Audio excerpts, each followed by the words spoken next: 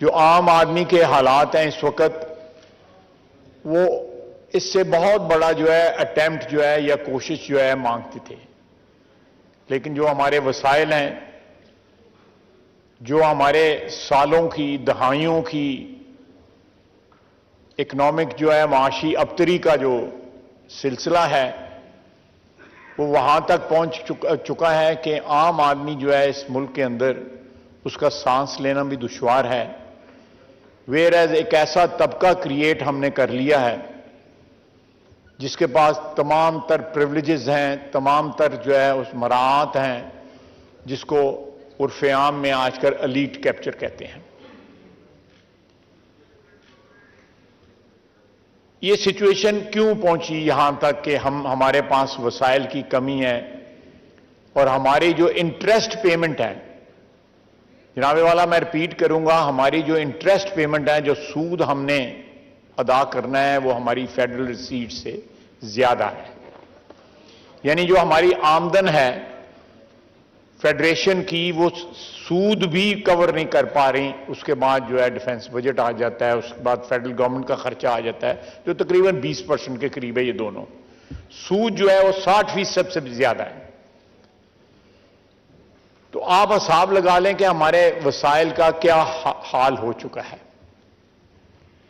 मैं दो मेजर जो है रीजंस जो है, बहुत से रीजंस हैं, लेकिन दो मेजर रीजंस हैं जिसकी वजह से हमारी आमदनी में कमी आई हुई है या कमी रही है, हमेशा से रही है, और एक कॉन्टिन्यूस हैमरेज है, फाइनेंशियल हैमरेज है, जिसको एड्रेस नहीं किया गया over the years, over the decades.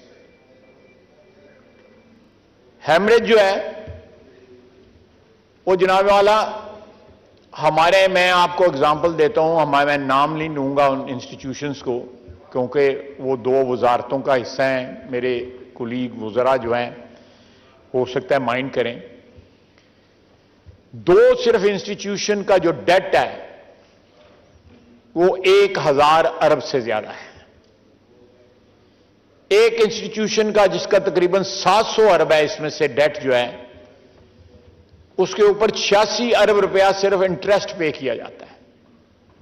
दोनों ऑर्गेनाइजेशन जो है माशी डेफिनेशन के हिसाब से अगर उनकी तारीफ की जाए माशी तौर पे, तो दोनों एक्सट्रीमली सिक ऑर्गेनाइजेशंस हैं। उनकी जितनी जल्दी भी डिस्पोजल हो जाए इस मुल्क के लिए बेहतर है, लेकिन हम उनको कैरी कर रहे हैं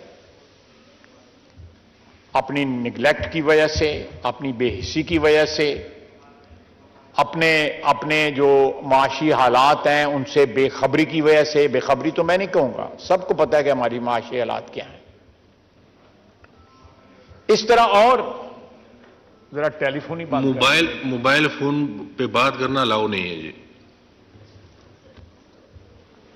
ये हालात जो हैं ये कुछ छुपे हुए नहीं है।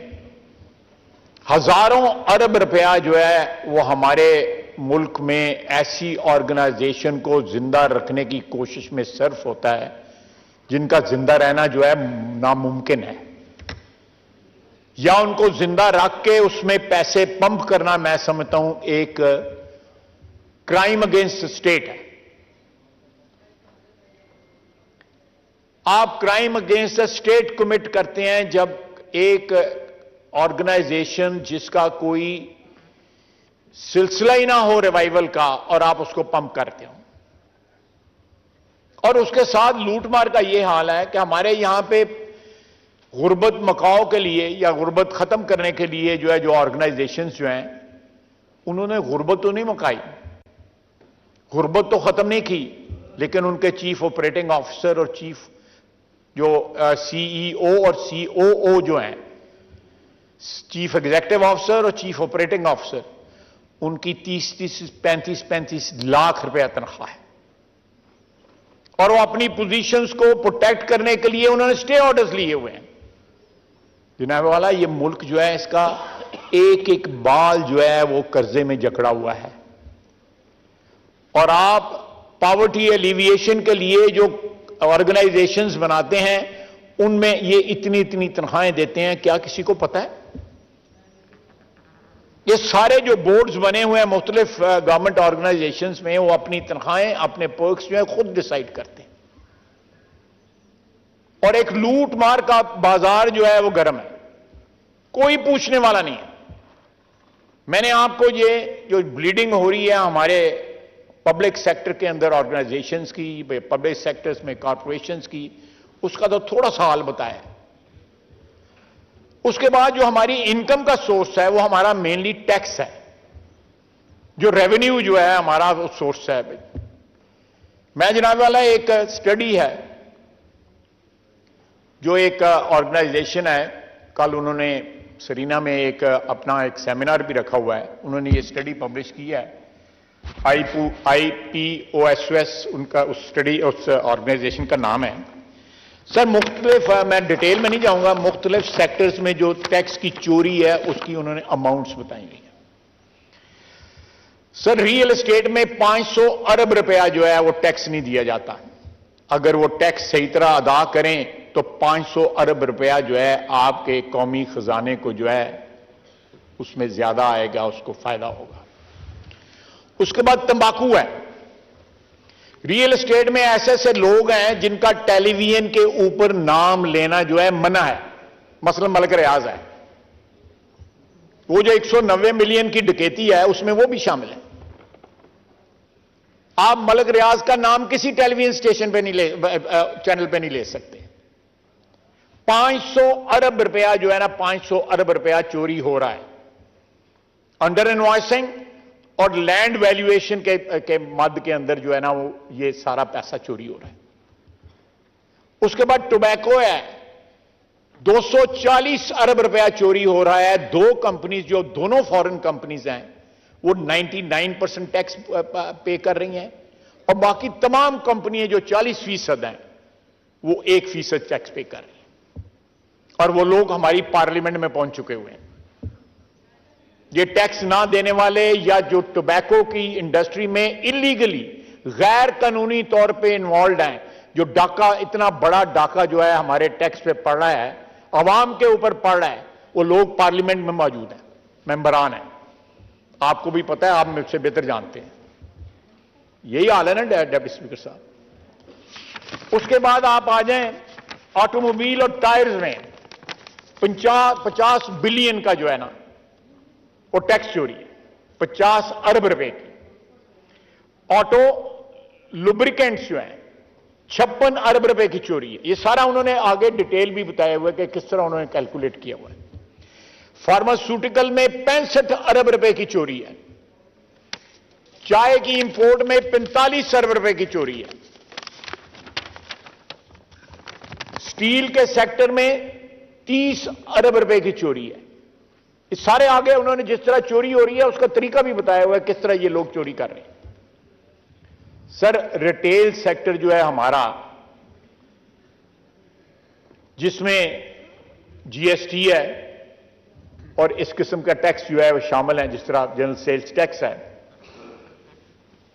2880 अरब रुपए की चोरी है। 2880 अरब रुपए की चोरी है। उसके बाद जो है यार्न में ये उन्होंने साथ लिखा हुआ है कि बिल्कुल ऑथेंटिक नहीं है, थोड़ा बहुत आगे पीछे हो सकता है रिटेल सेक्टर में और यार्न में, लेकिन बाकी उन्होंने ऑथेंटिक कैलकुलेट करके बताया। इसमें यार्न में 222 अरब रुपए की चोरी है। सारे इस तरह क्या कहते हैं कि गिनता जा और शर्माता जा। जिस मुल्क में जो है हजारों अरबों रुपए की चोरी हो रही हो रेवेन्यू के अंदर, वो कहां से हम बजट पेश करेंगे। मेरा ख्याल है मोहतरम इसाक डार साहब ने बड़ी बहादुरी का काम किया है कि उन्होंने इसमें रिलीफ जो है आवाम को दी है, लेकिन इसका हमें परमानेंट हल ढूंढना पड़ेगा कि जहां पे हमारे, आप देखें, आप यूटिलिटी स्टोर्स ले लें, आज से 50 साल पहले 55 साल पहले यूटिलिटी स्टोर जो है स्कीम लॉन्च की थी, उस वक्त के लिहाज से ठीक थी। अब वहां पे लोग गंदम लेने चाहते हैं, वो कहते हैं नहीं साथ साथ शैंपू भी लो। कोई आटा लेने जाता है या कोई चीनी लेने जाता है, उसको साथ कहते हैं नहीं साबुन भी लो। एक स्कैम है जिसकी हम परवरिश कर रहे हैं, एक फ्रॉड है जिसकी हम परवरिश कर रहे हैं। इस तरह के बेशुमार फ्रॉड हैं पब्लिक सेक्टर के अंदर, हुकूमत के अंदर, जिनकी हम परवरिश कर रहे हैं, और हजारों अरब रुपया जो है वो जाया हो रहा है, हजारों अरब रुपया, ट्रिलियंस ऑफ रुपीस। एक मकरूज मुल्क जिसका बाल बाल जो है बंधा हुआ है कर्जे के अंदर, वो उसमें ये हरकतें हो रही हैं कि पॉवर्टी एलिविएशन बोर्ड जो है उसके एग्जीक्यूटिव जो है, मैं आपको फैसिलिटी बताऊं तो परेशान हो जाएंगे, जो फैसिलिटीज है उनकी। यह गुर्बत खत्म करने के लिए जो लोग आ रहे हैं वो पहले अपनी गुर्बत दूर कर रहे हैं, वो पहले खुद जो है बिलियनियर हो रहे हैं या मिलियनियर हो रहे हैं या जो भी हो रहे हैं। कितना बड़ा मजाक है इस मुल्क के साथ, और साथ उन्होंने स्टे लिए हुए। ये मेरा भाई बैठा हुआ है एजुकेशन मिनिस्टर, ऐसी ऐसी यूनिवर्सिटियां जहां पे वाइस चांसलर टेन्योर पूरी कर चुके हैं और फिर स्टे लेके फिर बैठे हुए हैं वहां पे, ऐसे ही है ना। कोई बंदा अपनी पोजीशन छोड़ने के लिए तैयार नहीं है जहां पे उसको जो मुनाफा हो रहा है, और वो तनख्वाह से मुनाफा नहीं ले रहे, वो यूनिवर्सिटीज के फंड खा रहे हैं। मैं यूनिवर्सिटी गिनवा देता हूं, नाम ले देता हूं जिनके अंदर जो है लोग जो है पैसे खा रहे हैं और साथ स्टे लिए हुए। अगर मैं गलत बात कह रहा हूं तो आई चैलेंज कि मुझे कोई कॉन्ट्रोडिक्ट करे।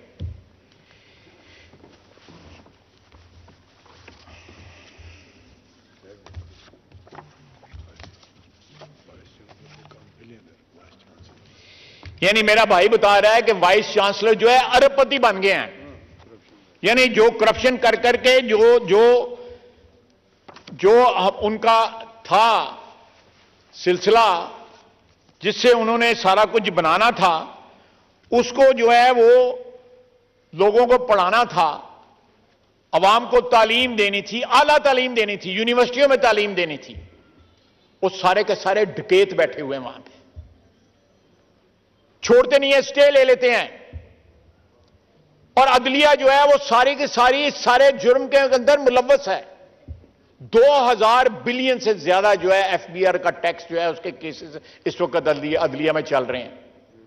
कोई फैसला नहीं करता उसका, कोई फैसला नहीं करता उसका।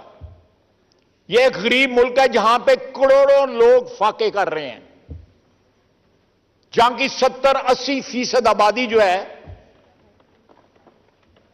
जनाब डेप्टी स्पीकर, 70-80% आबादी जो है 3 वक्त का या 2 वक्त का खाना नहीं खा सकती।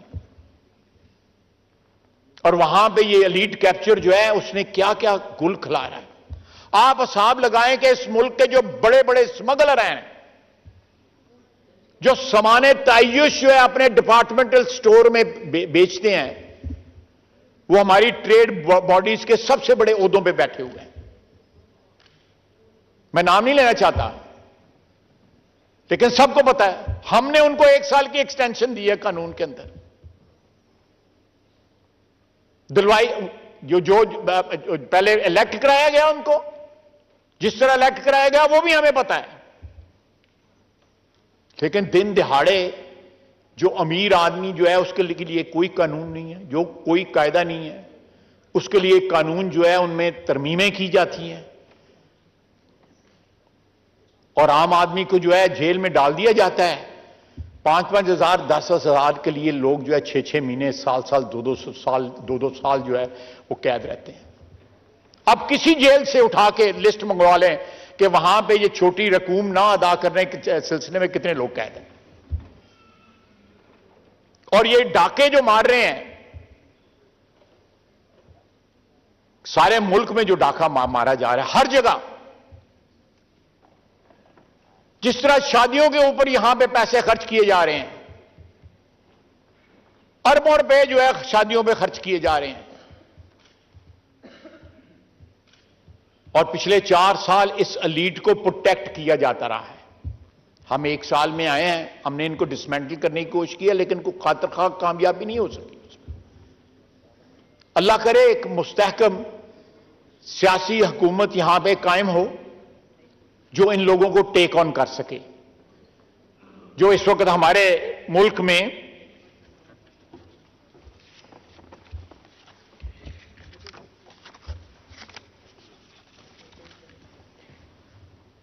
पूरा इस शिकंजे में हमारी मईशत उन्होंने ली हुई है। जब तक जनाब डिप्टी स्पीकर ये बुनियादी तब्दीलियां आप निजाम में नहीं लेके आएंगे, आप बजट, कोई ऐसा बजट नहीं पेश कर सकेंगे जो सरप्लस हो। कोई ऐसा बजट नहीं पेश कर सकेंगे जो तमाम आपकी 22-23 करोड़ आबादी के लिए जो है मनफियत बख्श हो, मुनाफा बख्श हो। नहीं पे कर सकते। आप हिसाब लगा लें कि आपकी फेडरल रिसीट्स जो है उससे जो है ज्यादा है, आपने सिर्फ इंटरेस्ट पेमेंट करनी है।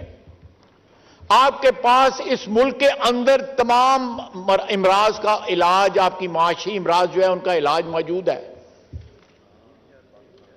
लेकिन विल नहीं है,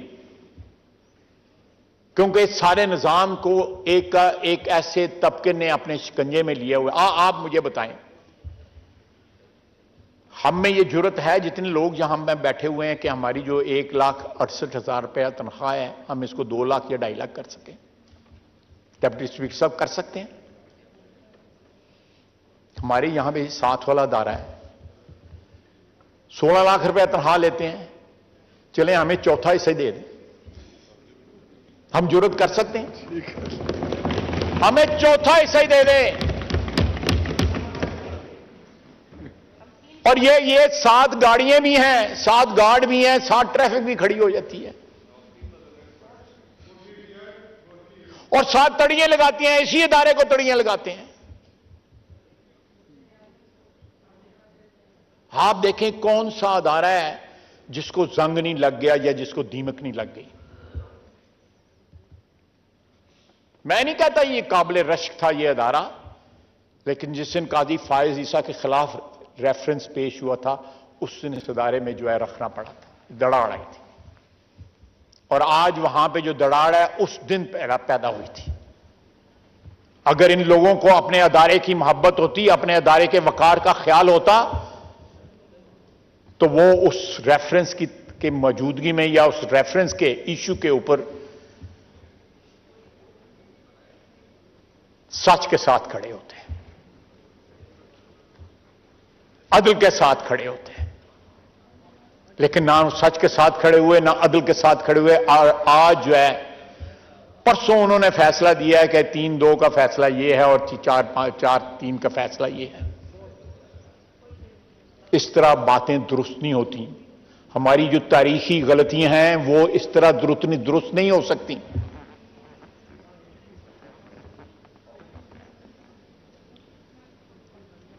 हम लोग जो यहां पे बैठे हुए हैं इस हाउस के अंदर, रांदा दरगाह हैं,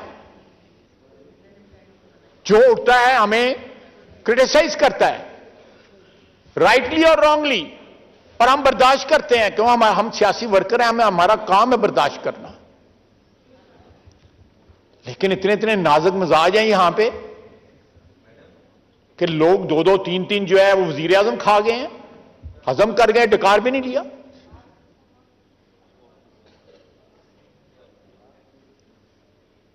फांसी लगा दिया किसी ने कोई पीछे मुड़कर भी नहीं देखा, किसी ने माजरत भी नहीं की, तारीख से भी नहीं माफी मांगी।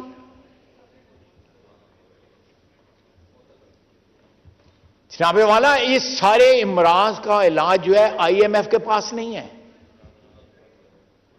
ना वर्ल्ड बैंक के पास है, ना पेरिस क्लब के पास है, ना हमारे जो ब्रादर मुल्क हैं जो हमारी मदद कर रहे हैं, या हमारा भाई चाइना जो हमारी मदद कर रहे हैं, उनके पास इलाज नहीं है। ये इलाज हमारे पास है। और जब तक हम इस इलाज को स्टार्ट नहीं करेंगे, ये दवाई जो है कड़वी नहीं खाएंगे, क्या हम इस मुल्क में जो ऑर्गेनाइजेशन जो हैमरेज कर रही हैं, जो ब्लीड कर रही हैं 30-30, 40-40 साल से। मैं 1997 में प्राइवेटाइजेशन का चेयरमैन था, मुझसे पहले 1993 में जो है नवीद कमर प्राइवेटाइजेशन का चेयरमैन था। उस दौरान जो थोड़ी बहुत प्राइवेटाइजेशन हुई, अच्छी प्राइवेटाइजेशन हुई उस 10 सालों के अंदर।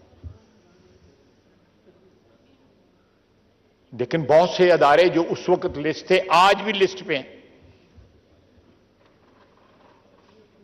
और जो लोग जो है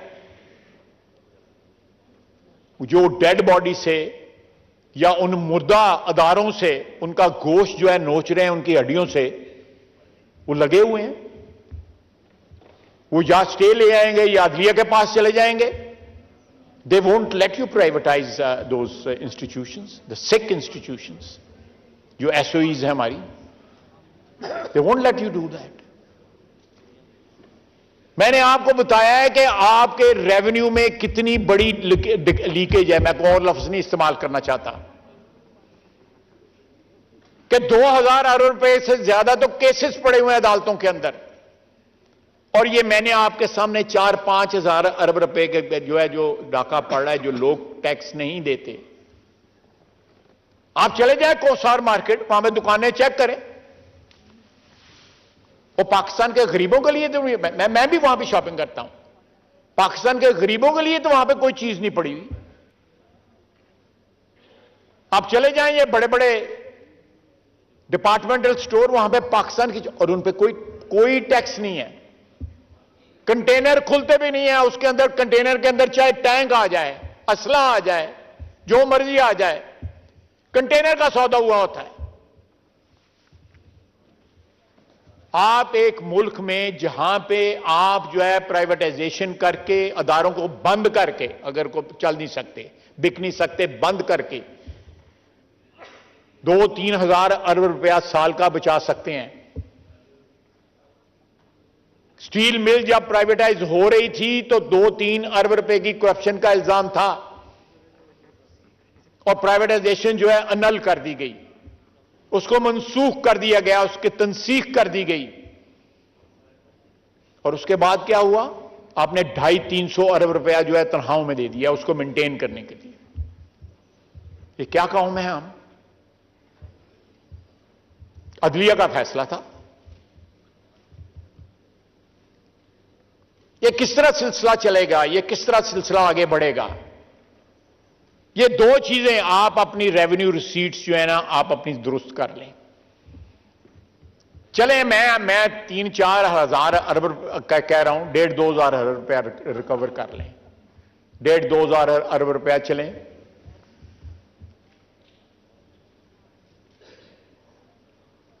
इसी तरह आप देख लें, हुकूमत के तमाम अदारे जो हैं, यहां पे पेंशनर जो है वो चिल्ला रहे हैं कि हमारी पेंशनें कम बढ़ाई गई हैं। यहां पे जो है एफबीआर के मुलाजमीन कह रहे हैं कि हमारी तनख्वाहें जो है वो कम है बाकी ब्यूरोक्रेसी के साथ अगर कंपेयर करें। यहां पे फेडरल मुलाजमीन कह रहे हैं कि प्रोविंशियल जो है जो मुलाजमीन जो है उनको तनख्वाहें ज्यादा मिल रही हैं।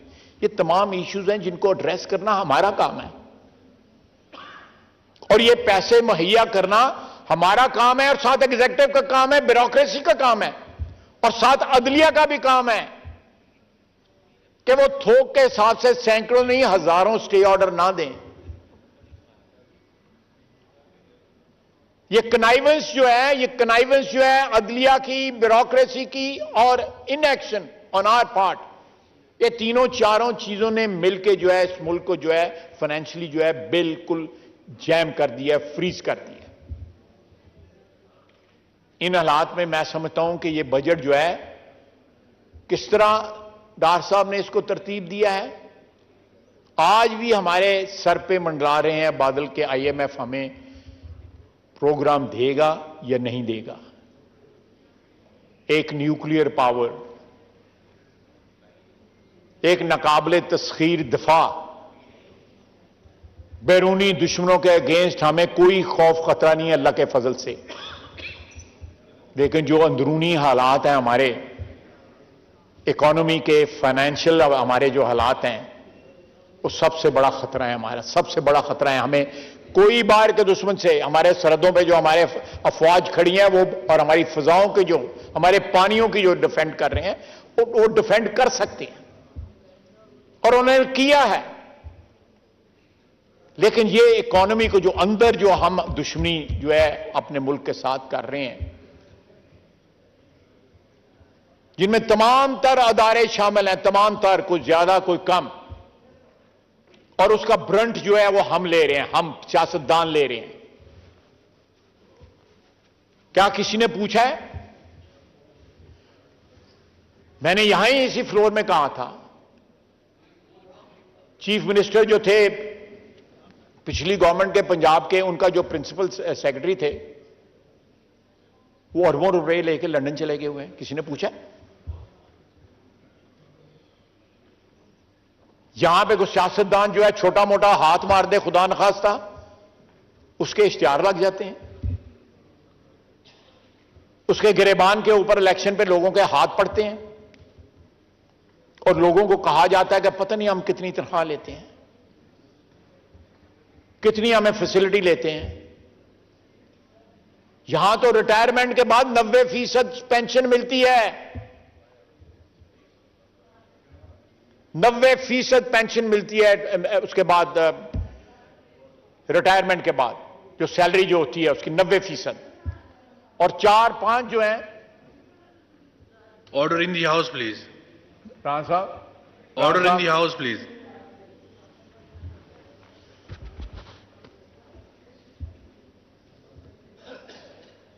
और साथ जो है 4-4, 5-5 मुलाजमीन जो है वो रिटायरमेंट के बाद घर ले जाते हैं, रेस्ट हाउसेस इस्तेमाल करते हैं। हम खुदा न खास्ता एमएनए न रहे, हमें पार्लियामेंट लॉजेस में ना कोई घुसने दे। इफेक्ट है, जहां हम 5-5, 10-10, 15-15, 20-20 साल से रह रहे हैं, वो तमाम तर स्टाफ जो है, गनमैन भी साथ है, गाड़ियां भी हैं, रेस्ट हाउसेस भी हैं, पीए भी है, टेलीफोन भी है, ये सारा कोई मुफ्त है।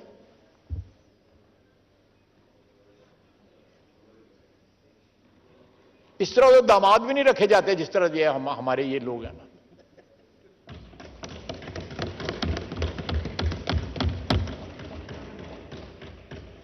मैंने आपको एग्जांपल दिया है कि पॉवर्टी एलिविएशन बोर्ड के जो चीफ, इस वक्त एक्टिंग चीफ एग्जीक्यूटिव हैं, सीईओ वहां पे, उसकी तनख्वाह जो है 27-28 लाख की, और जो जगह खाली है वहां पे जो पहले शख्स था वो 35 लाख रुपए तनख्वाह। ये गुर्बत मुकाने वाली ऑर्गेनाइजेशन है, गुर्बत मुकाने वाली ऑर्गेनाइजेशन है। नूर आलम बुलाओ ना यार उसको, खुदा का वास्ता बुलाओ उसको। इतनी अच्छी कल तकरीर तुमने की, बुलाओ उसको, करो ड्राई क्लीन उधर उसको पीएसी में, पूछो तो सही उससे। हमारे पास आर्म्स हैं, ये आर्म्स हैं हमारे जो अकाउंटेबिलिटी कर सकते हैं। पीएसी है, हमारी स्टैंडिंग कमेटीज हैं। क्या हम उनको पूरी तरह उनको ऑपरेट कर रहे हैं? उनकी जो इस्तेदाद है, उस इस्तेदाद से अब देखें, मैंने गवाही ले ली है वजीर तालीम की कि हमारे वाइस चांसलर जो है वो बिलियंस का उनके बजट हैं। मुझे नाम तक पता है, मैं नाम नहीं लेना चाहता। असातिज़ा हैं, वो कौम को तालीम दे रहे हैं, डाकू कौम को तालीम दे रहे हैं, तो वो डाके मारना ही सिखाएंगे और क्या करेंगे? रिटायर नहीं होते, स्टे ले लेते हैं, टेन्योर खत्म होती है, स्टे ले लेते हैं। रासा मैं गलत कह रहा हूं तो मैं बिल्कुल, मेरा गिरबान आपके हाथ बिल्कुल।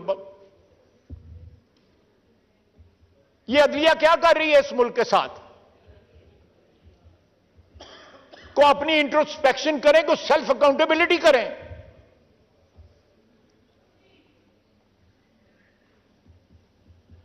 जनाबे वाला, जब ऐसे हालात हों एक मुल्क के अंदर, इस किस्म की जो है परवर्जन हो, पॉलिटिकल, फाइनेंशियल एंड अदरवाइज, तो फिर जो है 2018 में जो कुछ हुआ फिर वो होता है, और फिर 4 साल जो हुक्मरानी यहां पे हुई फिर वो होती है, और फिर जो 9 मई का वाकया हुआ तो फिर वो उसके नताइज होते हैं कि एक शख्स जो है चंद हजार आदमियों के साथ जो है रियासत को चैलेंज करता है, और रियासत की रेट को चैलेंज करता है। वो कोई सियासी लड़ाई नहीं लड़ रहा, वो फ्रॉम विदिन जो है अटैक कर रहा है सियासत को। बगावत 9 मई को हुई यहां पे। कभी हमारी 75 साल तारीख में बड़ी बड़ी ट्रेजेडीज हुई, कभी किसी ने रियासत को चैलेंज किया? किसी ने रियासत को चैलेंज नहीं किया। पहाड़ टूट पड़े सियासतदानों के ऊपर, ट्रेजेडीज फेस की, लेकिन एक शख्स का इख्तिदार क्या छिन गया कि उसने कोशिश की कि रियासत को यरगमाल बना ले और टारगेटेड कल वो क्या कल उसने ट्वीट किया है, मेरा हाल परसों ट्वीट किया है कि ये सारा प्री प्लान था, ये सारा करवाया गया था। हम नाम लेना शुरू करें। आपकी दो हमशीरगान वहां पे खड़ी थी, क्या वो भी इस प्लानिंग का हिस्सा थी? आपके वज़रा वहां पे खड़े थे कोर कमांडर हाउस के बाद। आपके वज़रा, आपके एमएनए जो है लीड कर रहे थे। जो मियां वाली में अटैक हुआ, जहां जीएचक्यू पे अटैक हुआ, वहां पे आपके वज़रा लीड कर रहे थे। वो जो कहता था अल्लाह को जान देनी है, वो लीड कर रहा था। ये कौन सी जिसमें सारे उसके अपने आदमी हैं? एक भी करैक्टर नहीं है, एक भी करैक्टर नहीं है। सारी 9 मई के जो वारदात है उसके अंदर 3200, 32,500, 3,200 कुछ जो है लोग आइडेंटिफाई हो चुके हैं। अभी पूरे पकड़े नहीं गए, आइडेंटिफाई, उनकी शिनाख्त हो चुकी है।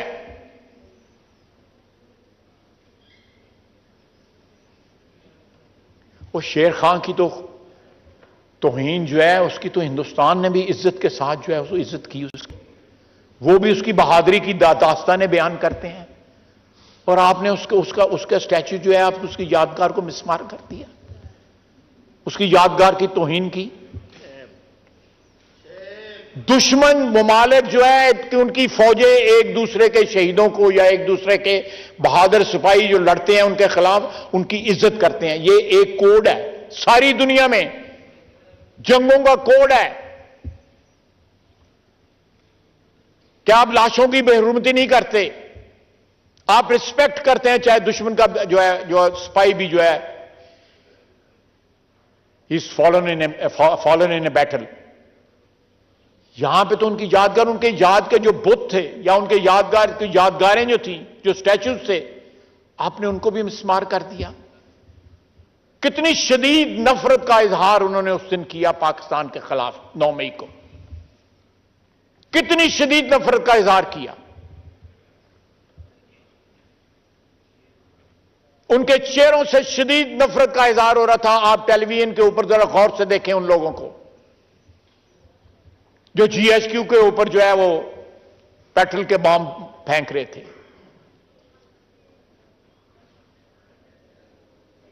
या जो वहां पे गालियां दे रहे थे कोर कमांडर हाउस के बाहर। आपके असासे, आपके दफाई असासों को अटैक किया गया। वो असासे किसी की मलकियत नहीं, वो कौम की मलकियत है। वो आपकी, मेरी, इनकी 22 करोड़ अवाम की हिफाजत के लिए वो असासे बनाए हुए हैं। अपना खून पसीने के कुर्बान करके, उसको निचोड़ के, उसकी कॉस्ट के ऊपर वो असासे बनाए गए जिनको जलाने वो गए थे पियां वाली बेस, एयर बेस के ऊपर। ये कौन लोग थे? ये पाकिस्तानी नहीं हो सकते।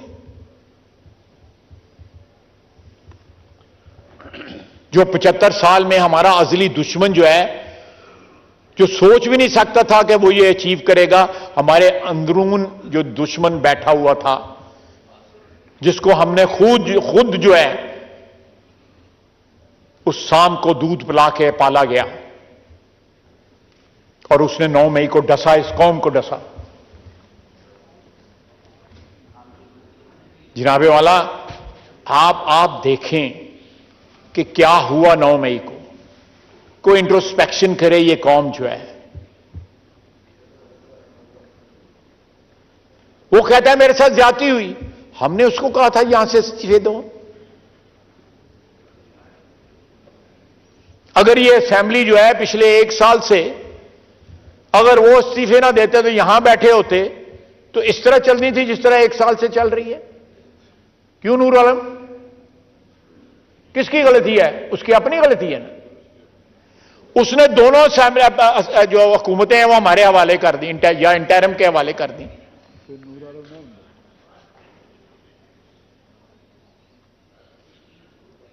वहां पे परवेज इलाही हुक्मरान था, वो तरले करता रहा, वो गिट्टे पकड़ते रहा उसके, ना तोड़ो।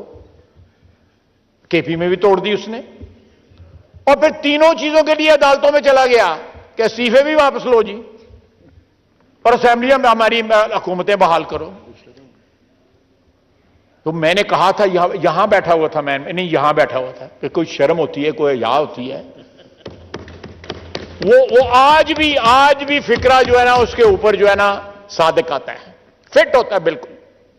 कोई शर्म हया नहीं, सिरे से कोई शर्म हया नहीं। इतना बेशर्म, अल्लाह माफी करने भाई के लोग उसको सियासतदान नहीं कहते हैं ना, कि बरादरी हमारी में पिछले 75 साल में को पैदा हो।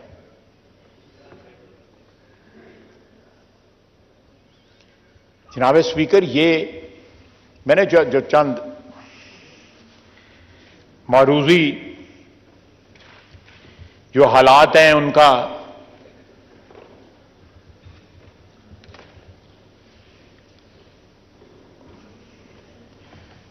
एक जायजा पेश किया है इस बजट के तनाजुर में। मैं फिर कहूंगा कि बजट एक ट्रांजैक्शनल इवेंट होता है, हर साल जो है आगे पीछे एडजस्टमेंट के साथ पेश होता है। बहुत बड़ा इवेंट होता है किसी भी मुल्क की इकोनॉमी में। लेकिन बाज ऐसी चीजें हैं जिनको फंडामेंटल हैं, अगर उनको दुरुस्त ना किया गया तो आप जो मर्जी कर लें, आपकी इकोनॉमी और आपके माशी हालात जो है वो दुरुस्त नहीं हो सकते। इस मुल्क को कोई और खतरा नहीं है। इस मुल्क को वाहिद जो खतरा, जो एग्जिस्टेंशियल खतरा है, जो हमारे वजूद को खतरा है, वो हमारी नाजुक मईशत है। जो हमारी एक ऐसी मईशत है जिसमें फिगर्स जो हैं कतई तौर पे मैच नहीं करते। हमारे पास रिसोर्सेज मौजूद हैं कि हम फंड्स जनरेट करके अपनी दौलत जो है, कौमी दौलत बढ़ा सकें, अपने ये जख्म जो हमें लगे हुए हैं इनका इलाज जो है ढूंढ सकें। लेकिन हमारे में विल नहीं है, वी लैक द विल। इसमें तमाम तर अदारे शामिल हैं। हम पॉलिटिशियंस की सबसे बड़ी जिम्मेदारी बनती है कि यहां पे आप किसी चीज को प्राइवेटाइज करने का सोचें तो लोगों के हाथ पैर फूल जाते हैं कि कल नैब ना बुला लें, FIA ना बुला लें। You have to take the plunge. आप दरिया के किनारे खड़े होकर सिर्फ पानी चेक करते रहेंगे पांव से, इस तरह नहीं होगा। आपको अपनी इकोनॉमी ठीक करनी पड़ेगी। आप अपना रेवेन्यू सिस्टम जो है आपको ठीक करना पड़ेगा।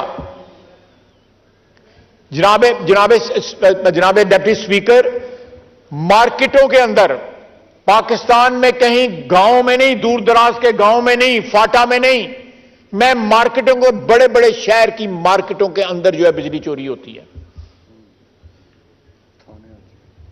थानों में बिजली चोरी होती है। ये मेरा यार साथ बोल पड़ा है, थाने का नाम ले लिया। थानों में बिजली चोरी, थाने पूरे पूरे मोहल्ले को बिजली देते हैं। सैकड़ों अरब रुपए की नहीं, हजारों अरब रुपए की। इस वक्त 4000 अरब जो है सर्कुलर डेट है पावर का और पेट्रोलियम का। 4000 अरब रुपया। मैं ठीक कह रहा हूं ना मंजूर आलम? 4000 अरब। वो किस तरह बना है?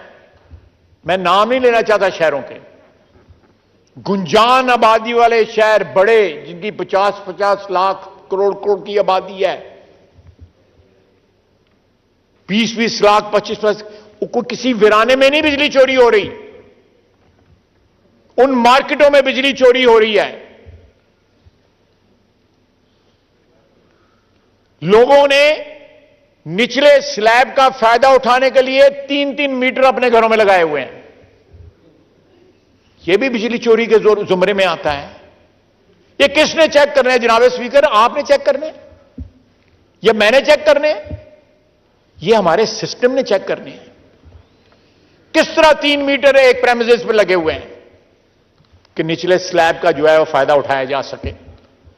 हजारों अरब रुपया जब एक ऐसा तबका एक कौम के अंदर, एक मुल्क के अंदर पैदा हो जाए जिसकी एक्सेस हो कि वो बेईमानी कर सकता है, वो डाके डाल सकता है और वो बाज ना आए, तो उसकी 80% आबादी का वही हाल होगा जो आज पाकिस्तान की 80% आबादी का हाल है कि लोग बीमार हो जाते हैं, मौत का इंतजार करते हैं, इलाज नहीं करा सकते हैं। लोगों के हाथों में बिजली के बिल हैं, बिजली के बिल नहीं अदा कर सकते। वसाइल नहीं है लोगों के पास, वसाइल पे चंद लोगों का कब्जा है जो शादियों पे करोड़ों अरबों रुपया जो है अपने गेस्ट जो है बुलाते हैं, जो जोड़े दुल्हनों के जो है 2-2 करोड़ रुपए बनाते हैं। जब इतने इम्बैलेंसेस आ जाए किसी सोसाइटी के अंदर, वो सोसाइटी सर्वाइव नहीं करती। जब इतना तफावत आ जाए किसी कौम के अंदर, किसी मुल्क के अंदर, खुदा न खास्ता वो जिंदा नहीं रह सकता। ये वेकअप कॉल है। ये बजट जो है, ये 1 साल जो गुजारा है हमने, 4 साल के बाद जो इनहेरिट किया हमने पीटीआई गवर्नमेंट से, डाकुओं और चोरों से जो हमने इनहेरिट किया है, ये एक वेकअप कॉल है। मैं आपको एक्चुअल बता रहा हूं। वजीर मुमलिकत खजाना यहां पे बैठी हुई है, उनको मैंने ये दिखाया है सुबह। She did not disagree with it.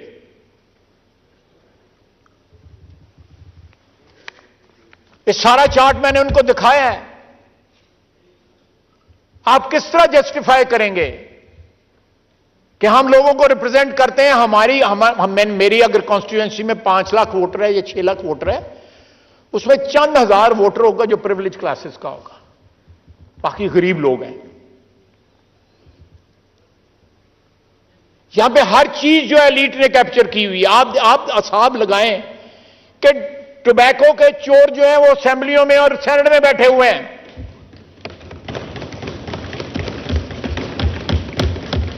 एक पैसा नहीं देते, एक पैसा टैक्स नहीं देते, 1 अरब रुपया टैक्स देते हैं। और उनके मुकाबले में 2 कंपनीज जो बाहर की हैं वो 175 अरब रुपया देती हैं। जाए ना वो उस हॉल में जाके देख लें। आज अब तो इधर नहीं है, पहले जब पूरा हॉल था ये यहां भी बैठे हुए थे। ऐसे ही है ना नूर आलम। नूर आलम की गवाही ले रहा हूं, चेयरमैन पब्लिक अकाउंट्स कमेटी है, मैं उसकी गवाही ले रहा हूं। मैंने आपको बताया है कि जिन लोगों के कंटेनर नहीं खुलते, 4-4, 5-5 मंजिला प्लाजे हैं जिनके अंदर डिपार्टमेंटल स्टोर हैं, हमने इस हाउस में लॉ पास किया कि 1 साल की एक्सटेंशन दी जाए उनको। मक्सी साहब, नाम चाहिए आपको? बता दूंगा आपको नाम भी। हमने इस हाउस में लॉ पास किया उनको 1 साल की एक्सटेंशन का। और 2018 का तो इलेक्शन रेग हुआ था, वो फेडरेशन का इलेक्शन भी रेग हुआ उसको प्रेसिडेंट बनाने के लिए। They are untouchables, you can't do anything against them. आप कुछ करेंगे, चारों तरफ से जो है आपके भी यलगार हो जाएगी।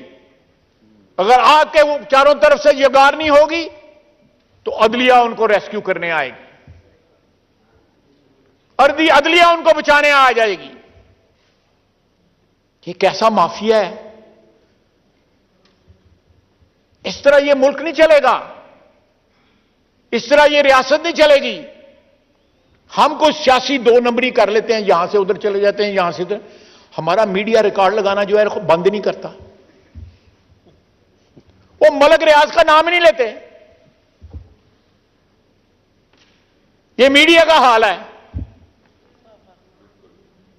वो मलक रियाज का नाम नहीं लेते। हम भी जो है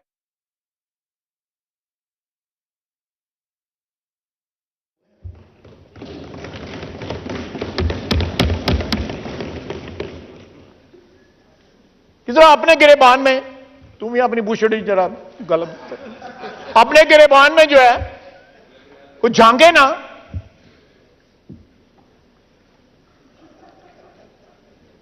जनाब डेप्टी स्पीकर, ज्यादा मेंबर नहीं है, ये भी एक रिफ्लेक्शन है, ये भी एक रिफ्लेक्शन है। आप देखें, एक शख्स के मुतल्लक सारी दुनिया जानती है। There are people who accept him as a leader. ये एक इखलाकी गिरावट की निशानी है ना, ये ज़हनी गिरावट की निशानी है। It actually defines the state of mind in this country, the population of this country, or the elite of this country. और वो जो बाहर लोग बैठे हुए हैं अंग्रेजी बोलने वाले, वो कहते हैं हम रेमिटेंस बंद कर देंगे। और रेमिटेंस तो ये भेजते हैं, ये हमारे भाई जो बैठे हुए हैं जीसीसी कंट्रीज में। सऊदी अरब में 28 लाख पाकिस्तानी रहता है, यूएई में 18 लाख पाकिस्तानी रहता है।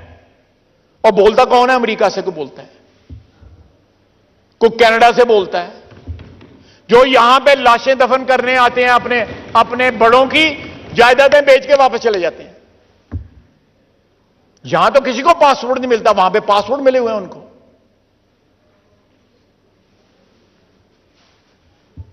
And they have the guts, और दे हैव कितने शेमलेस लोग हैं कि उन मुल्कों में बैठ के पाकिस्तान के खिलाफ साजिशें करते हैं, पाकिस्तान को गाली देते हैं।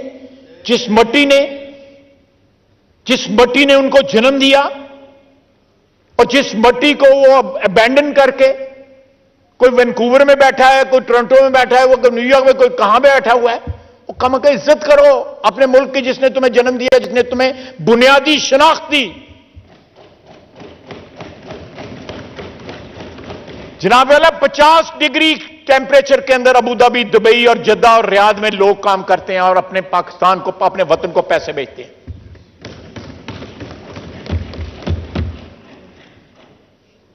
आज से बड़ी पुरानी बात है, बहुत पुरानी बात है, तकरीबन 40 साल पुरानी बात है। मैं गल्फ एयर की लाइन में लगा हुआ था, एक्सेस बैगेज दे रहा था, तो मेरे साथ एक पश्तून खड़ा था, पाराचनाल का या टल का कहीं का था, वो सालेखाना का था। 6000 दिरहम उसने जो है दिया, टैक्स दिया, वो जो एक्सेस बैगेज दिया। मैंने कहा यार ये गल्फ एयर का आ जाते हैं, टिकट भी सस्ता है और ये एक्सेस बैगेज भी छोड़े हैं, तो तुमने ये कहते नहीं, मैं सारे डेरे के सामान लेके आया हूं, 7-8 लोगों का आदमियों का सामान है और मैं मिल के पैसे हम इकट्ठे दे रहे हैं। तो मैंने कहा फिर भी यहां तुम्हें पैसे बच जाते हैं।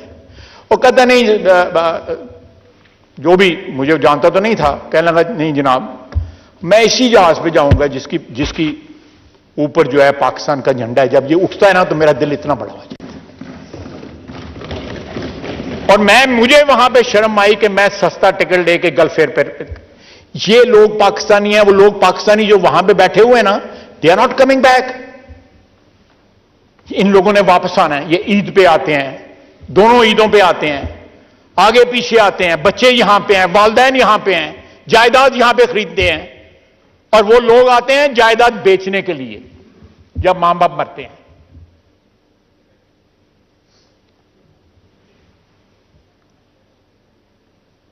उनके लिए डिविडेंड्स होते हैं ये, और धमकी देते हैं कि हम रेमिटेंस नहीं भेजेंगे। ये बात एक्सेप्टेबल है कि हमारा जो ऑफिशियल रेट और हमारा जो मार्केट रेट है वो ज्यादा है, जिसकी वजह से हमारी रेमिटेंस ड्रॉप हुई है, लेकिन इस वजह से नहीं, बात नहीं की। वतन की मोहब्बत जो है, ये लोग जहां पे बसते हैं, 70-80% जो हमारी ओवरसीज पाकिस्तानी की जो पॉपुलेशन है, और बाकी जगहों पे भी, बरतानिया में भी, यूरोप में भी, अमेरिका में भी, हर जगह उनके दिलों में मोहब्बत है, तो पाकिस्तान की मोहब्बत है, इस मिट्टी की मोहब्बत है।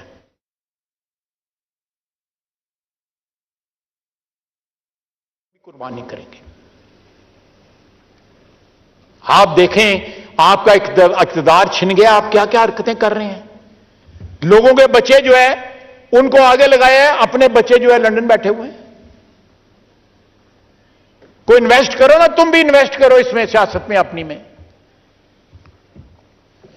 लगाओ बच्चों को अपने इधर बुला के।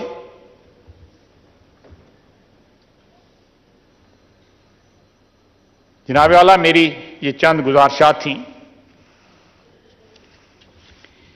मैंने कोशिश की है कि सारी जो एलिमेंट्स हैं हमारी नेशनल लेवल पे उनका अहाता करूं।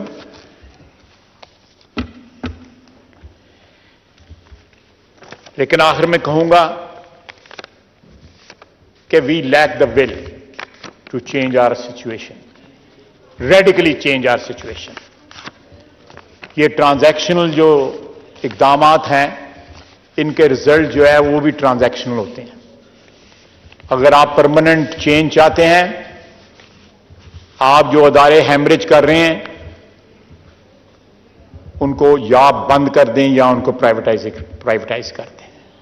आप अपना रेवेन्यू जो है, जो इस वक्त आपका रेवेन्यू है, वो 50% 60% इंक्रीज हो सकता है।